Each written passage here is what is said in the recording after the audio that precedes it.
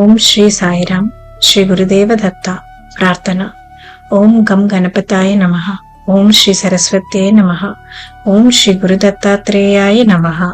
ఈరోజు మనం నవనాథ్ భక్తిసార్లోని 15వ అధ్యాయం గురించి తెలుసుకుందాం. గోరక్ష, జలంధర్, కనీఫ్ మరియు మత్స్యేంద్ర. ఫలం: ఈ అధ్యాయాన్ని పఠించటం వల్ల ఇంట్లో జరిగే తగాదలు తొలగిపోతాయి మరియు కుటుంబానికి శాంతి కలుగుతుంది. కనీఫ్ బద్రికాశ్రమంలో 12 సంవత్సరాల కఠోర తపస్సు తరువాత ఉత్తర దిశకు బయలుదేరాడు. గోరక్షనాథుడు మాత్రం తన గురువు మత్స్యేంద్రనాథుని వెతుక్కుంటూ ప్రయాణమయ్యాడు. విచిత్రమైన విధంగా గోరక్షకుడు కనీఫ్ యొక్క గురువు అయిన జలంధర్ నాథును కలిశాడు. అలాగే కనీఫ్ గోరక్షని గురువు అయిన మత్స్యేంద్రనాథుని కలిశాడు. గోరక్షకుడు హేలపట్టణం అనే గ్రామానికి చేరి మత్స్యేంద్ర గురించి ప్రజలను అడిగాడు. గ్రామస్తులు ఇలా అన్నారు: ఇక్కడ జలంధర్ అనే యోగి వచ్చాడు, చాలా గొప్పవాడు, కానీ ఒకరోజు అకస్మాత్తుగా కనిపించకుండా పోయాడు. దీని విని గోరక్షకుడు అల్లాహ్ నిరంజన్ అని భక్తితో జపం చేస్తూ తిరుగుతున్నాడు. భూమి క్రింద నుండి ప్రతిధ్వని వినిపించింది. అతను ఇలా అడిగాడు: నువ్వెవరు? ఎక్కడ ఉన్నావు? అందుకు లోపల నుండి స్వరం వినిపించింది: నేను జలంధర్, భూమి కింద ఉన్నాను.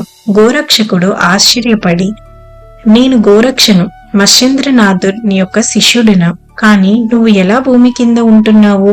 ఇప్పుడు జలంధర్ నాథుడు మైనావతి, గోపీచంద్ సంఘటనలను వివరించాడు.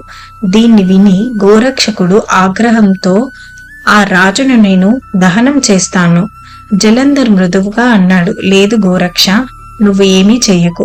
నా శిష్యుడు కనీఫ్ నీ మార్గంలోనే కలుస్తాడు.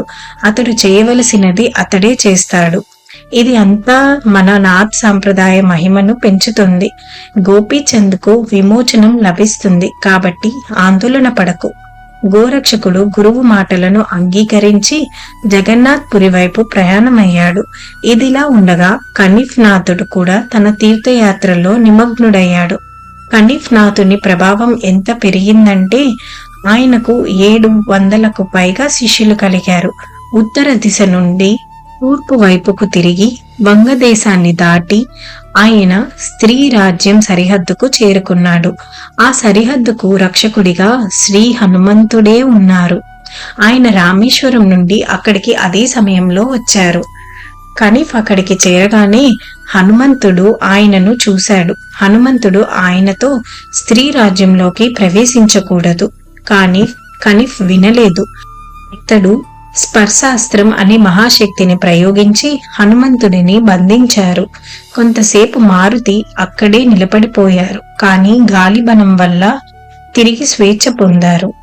మారుతి ఇలా ఆలోచించారు: కనీఫ్ మైనాకిని, మత్స్యేంద్రనాథుణ్ణి కలిస్తే మత్స్యేంద్రనాథుణ్ణి తీసుకుపోతాడు, కాబట్టి ఇక్కడ నుండి భయపెట్టి వెనక్కి పంపాలి అని అనుకున్నాడు.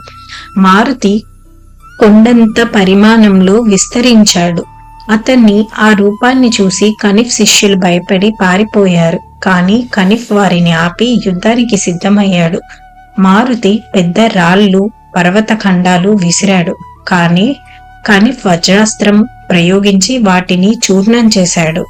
అయితే ఆ ఆయుధం హనుమంతుడిని తాకబోతుండగా అతను తన గుడ్డతో దాన్ని ఛిద్రం చేశాడు. దాంతో కనీఫ్ కాళిక, అగ్ని, ఇంద్ర, వాయు మంత్రాలను జపించి వాటి ఆయుధాలను కలిపి ప్రయోగించాడు. వాటి ప్రభావంతో మారుతి మరలా స్తంభించిపోయాడు. అయితే హనుమంతుడు అగ్నాస్త్రంను సముద్రంలోకి విసిరి వాయుదేవుణ్ణి ప్రార్థించాడు: నన్ను నా తండ్రి శక్తితోనే చంపటం నాకు ఇష్టం లేదు. అప్పుడు వాయుడు ఇలా అన్నాడు: కనీఫ్ మహావీరుడు, మత్స్యేంద్రనాథుతో సమానం.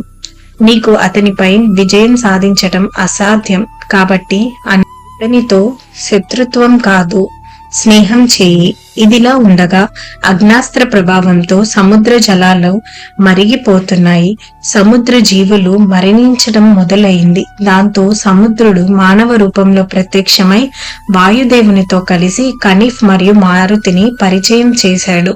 కనీఫ్ అన్నాడు: మేము స్త్రీ రాజ్యంలోకి వెళ్లి తిరిగి రావాలనుకుంటున్నాం, దయచేసి మమ్మల్ని అడ్డుకోకండి. మారుతి చెప్పాడు, మత్స్యేంద్రనాథుడు నాకు శాప విమోచనం ఇచ్చాడు. నేను మైనాకినితో వివాహానికి అంగీకరించాను. ఇప్పుడు అతడిని తీసుకుపోతే ఆమెకు చాలా బాధ కలుగుతుంది. అతడు ఒక షరతు పెట్టాడు. మత్స్యేంద్రనాథుడితో యోగుల్లోక విషయాలపై మాట్లాడకూడదు. దానికి కనిఫ్ అంగీకరించి స్త్రీ రాజ్యంలోకి ప్రవేశించాడు.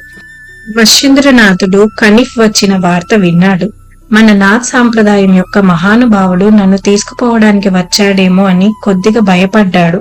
అయినా కూడా మత్స్యేంద్రనాథుడు మైనాకిని మరియు మీనానాథుడితో కలిసి కనిఫ్ మరియు ఆయన శిష్యులను ఘనంగా ఆహ్వానించారు. మత్స్యేంద్రనాథుడు కనిఫ్ నాథుని మరియు ఆయన శిష్యులను 1 నెల రోజుల పాటు అక్కడే ఉంచి వీలైనంత సత్కారం చేశాడు. ఆయన వారికి అన్ని విధాలా సేవ చేశాడు. ఆహారం, విశ్రాంతి, పూజాదులు అన్ని ఏర్పాట్లు స్వయంగా చూసుకున్నాడు. మత్స్యేంద్రనాథుడు గ్రహించాడు, ఈ స్త్రీ రాజ్యంలో వీరు ఇంకా సజీవంగా ఉన్నారంటే హనుమంతుడి అనుమతితోనే వచ్చినవారు. అలాగే ఆయన జలంధర్ నాథుడు మరియు కనీఫ్ నాథుడు ఎలా జన్మించారు, వారు పొందిన జ్ఞానం, యోగ సిద్ధులు ఎలా సంపాదించారు అనే విషయాలను తెలుసుకున్నాడు. కనీఫ్ నాథుని శ్రీ శంకర భగవానుడు మరియు శ్రీ దత్తాత్రేయ స్వాముల శిష్యుడని తెలుసుకొని మత్స్యేంద్రనాథుడు ఆయనను ఎంతో గౌరవించారు. జయ గురుదత్త. ఇంతటితో ఈ అధ్యాయం సమాప్తం.